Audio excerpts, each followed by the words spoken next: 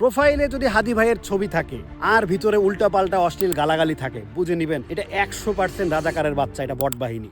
হুজুর দেখলেই জামাত অথবা জামাত দেখলেই হুজুর মনে করবেন না। আপনাদেরকে আমি একটা লেসন দিতে চাই নিয়মিত, যে আপনারা কিভাবে হুজুর এবং জামাতি হুজুরকে আলাদা করবেন। আপনারা সবাই ভাবতেছেন যে হুজুরের আবার পার্থক্য কি, না, হুজুরের মধ্যে অনেক পার্থক্য আছে।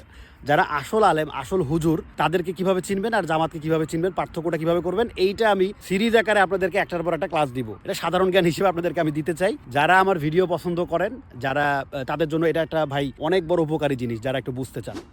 তো আজকে আমি প্রাথমিক ধারণাটা শেয়ার করবো যে কিভাবে হুজুর এবং জামাতি হুজুর চিনবেন। নাম্বার 1, জামাতি হুজুররা সব সময় অশ্লীল ভাষায় কথা বলবে, সব সময় খারাপ কথা বলবে। এদের মুখে কখনো ভালো শব্দ শুনবেন না, খুব রেয়ার। একটু কথা বলবেন, একটু পরেই দেখবেন যে সেটা অনলাইনে হোক অফলাইনে হোক, দেখবেন যে খারাপ কথা বলতেছে, মানে অশ্লীল শব্দ ব্যবহার করতেছে। আর ভালো আলেম যারা, সত্যিকার হুজুর যারা, তারা কখনো হচ্ছে যে খারাপ কথা বলবে না, কারণ ইসলাম অশ্লীলতাকে কখনোই প্রমোট করে না। অশ্লীলতা ইসলামে সম্পূর্ণ হারাম, এটাকে অবৈধ করা হয়েছে। নাম্বার 2, হুজুররা কখনো বলে না হিন্দুদের মারো, অন্য ধর্মের মানুষকে মারো, এ নাস্তিকে মারো ইত্যাদি কথাবার্তা কখনোই বলে না। বা এ হিন্দু লোক, এরে হচ্ছে যে ভারতে পাঠায় দাও, এই ধরনের কথাবার্তা হুজুররা কখনোই বলবে না। এইটা বলে শুধুমাত্র জামাতি হুজুর। এই রাজাকারের বাচ্চারা শুধুমাত্র এই কথাগুলি বলে। দেশটা সবাই থাকবে যে যার মতো করে। ইসলাম প্রচার মানে এই রকম না, এরকম হচ্ছে থার্ড ক্লাস লেভেলের আর্গুমেন্ট ইসলাম প্রচারে হয় না, যে কাউকে হচ্ছে যে এরকম ভাবে রেসিজম করবে।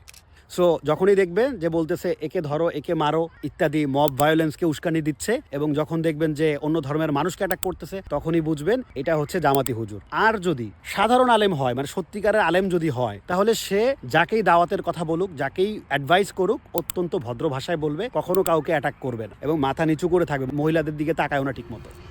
যদি দেখেন কারো বউ নিয়ে ধরা খাইছে, পার্কে হোক, হোটেলে হোক, নিজের ঘরে হোক, যেখানেই দেখবেন মানুষের বউ নিয়ে ধরা খাইছে, গোপন বউ নিয়ে ধরা খাইছে, মনে রাখবেন ওইটা জামাতি হুজুর। ওইটা ভালো কোনো হুজুর হইতে পারে না, ওইটা কমি মাদ্রাসার হুজুর হবে না, ওইটা হক্কানে কোনো আলেম জীবনও হইতে পারে না। তারা হচ্ছে যে মেয়েদের দেখলে 100 হাত দূরে থাকে, মাথা নিচু করে থাকে, নিচের দিকে তাকায় থাকে, কারণ তারা কোরআন থেকে এই শিক্ষা পাইছে যে মেয়েদের দিকে তাকাইতে হয় না, নিজের চোখ নিচের দিকে রাখতে হয়। এটা কোরআনের আয়াত সরাসরি বলা আছে, কুল্লুল মুমিনিনা ইয়াগুদ্দু মিন আবসারিহিম, যে হে মুমিন পুরুষরা, তোমরা নিজেদের চোখকে নিম্নগামী করে রাখো, মানে মহিলাদের দিকে তাকানো যাবে না। যারা স্কুল কলেজে ভার্সিটিতে পড়েন তারা হয়তো এই বিষয়টা জানেন না। অনেক আপুরা অনেক সময় খুব বিব্রত হন। আসলে আপুরা আপনারা জানেনই না যে কোরআনে আসলে এরকম নিয়ম, যে পুরুষরা আসলে নারীদের দিকে এইভাবে তাকাতে পারবে না। প্রথমে নিজেকে সংযত করতে হবে, নিজের চোখকে নিম্নগামী করে রাখতে হবে। তারপরের আয়াতে বলা আছে যে কুল্লিল মুমিনাতি ইয়াগুযুনা মিন আবসারিহিন্না, যে এবং মুমিনা নারী যারা, তারাও যেন পুরুষদের দিকে ওইভাবে না তাকায়। মানে আমরা জানি যে তাকাইলেই ভালো লাগা তৈরি হয়, তাকাইলেই খারাপ লাগা তৈরি হয়, ইত্যাদি ইত্যাদি, এইসব ব্যাখ্যায় যাচ্ছি না। কিন্তু হুজুররা এটা মেনে চলে, খুব ভালোভাবেই মেনে চলে। জামাতি হুজুররা মেনে চলে না, বলে যে আরে কত খারাপ পোশাক পরছে,